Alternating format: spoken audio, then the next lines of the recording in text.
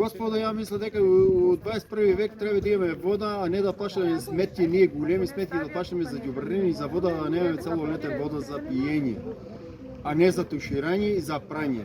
Мисля дека е срамота вие това што го работите. Ако немате кадар вработен таков, вработете кадар што знае пумпите да го правя и да имаме ние дотор на вода у село, нашето село. Срамота е што го работите. Знаете да дојдете сметки да зимата, а не знаете вода да пуштате. Јас толку мога да кажам. Оти ние с месеци вода сам немам.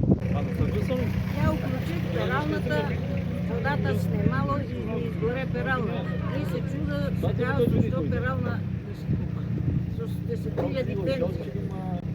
Одавна ја нема, дури дојде и ја снема.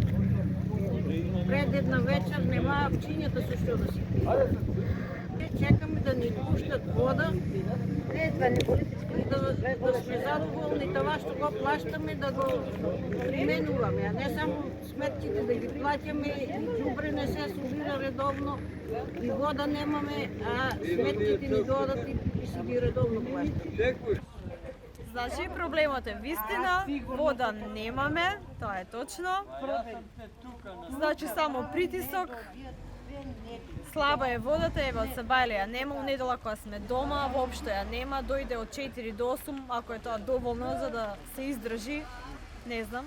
Ноќ ја нема, страшно е, пералните се расипува, пушти исклучи, млади деца имаме, треба да се тушира. Ова е чудо невидено, значи контењерите, депонија, работата никој не си ја гледа.